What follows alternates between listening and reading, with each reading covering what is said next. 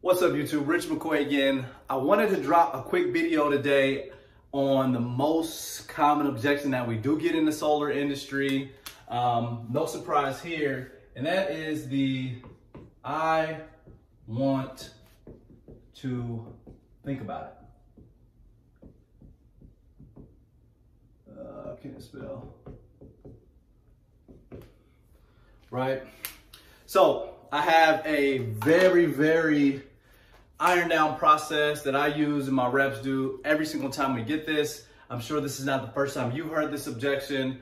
Now, in most cases, when someone's giving you an objection at the end of the solar presentation, and you know that it does make financial sense to them, the savings match, everything they asked for, said they were looking for in the beginning match, but then you get here and all of a sudden they're like, well, we just want to take a day to think about it. And you're kind of sitting there like, well, what went wrong? So there's usually only a couple reasons why anyone actually gives you this objection. And it's either they have something that was unanswered in the presentation, and it means you went through the presentation really and you didn't make sure to check in and make sure that they understood everything thoroughly, and they're not just gonna ask you the question right there, right? Like a lot of times if you don't check in throughout that presentation, they're just gonna keep nodding their heads, right? Like in school, for instance, like my least favorite subject was math. And so the teacher could be like doing just everything that day into the class. Okay, class, everything here makes sense. I'm sitting in the front row. Yep.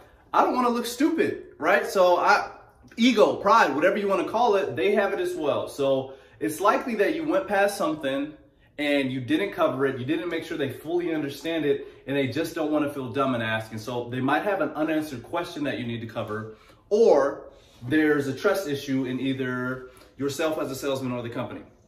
Now, what you need to do to uncover this, the very first piece of getting past this objection, and the very first piece you want to do is you want to agree with them.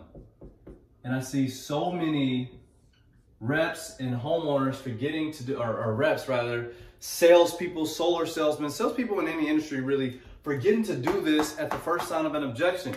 If you want somebody to agree with you, the last thing that you should do is disagree with them and make them feel stupid or make them feel like you're on the opposite side of the table with them.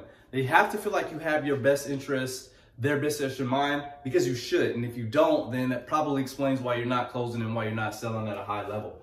Now, again, perfect, Rich. I love everything here, man, but I really just want to take a day or two to think about it. Awesome. If I were you, I would do the same thing. I sit with homeowners all the time, and usually when we get to this point, a lot of people do say they want to think about it.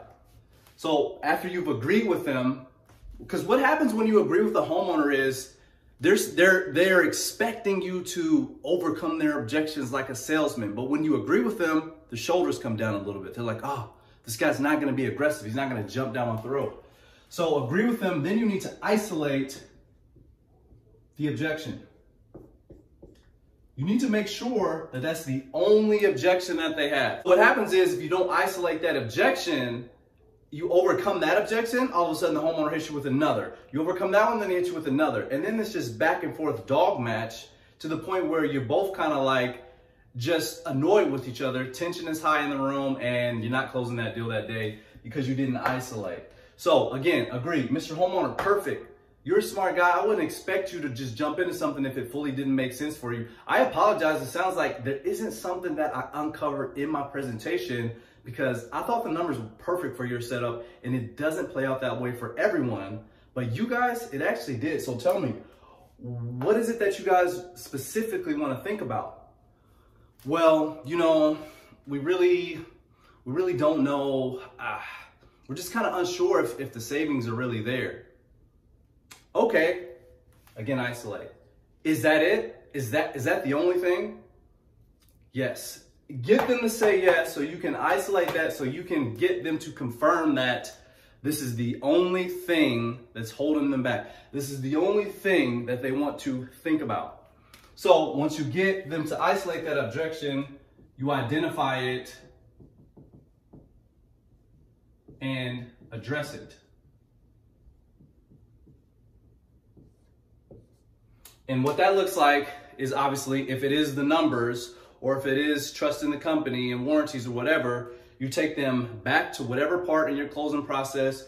You show them the solar savings versus the utility payment over the course of the years, and you break it down in a more simpler format than you did the first time. And after you do that, you go, does that make more sense now? And the second you get a yes, you just close them.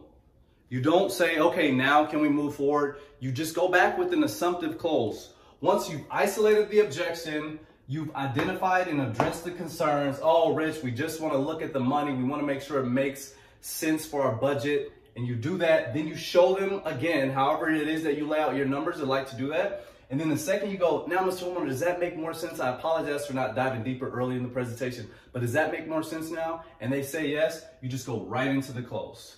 And then if for some reason, this is a replicatable cycle. Like if you don't do it right the first time and you have to kind of keep going back and forth, keep doing it.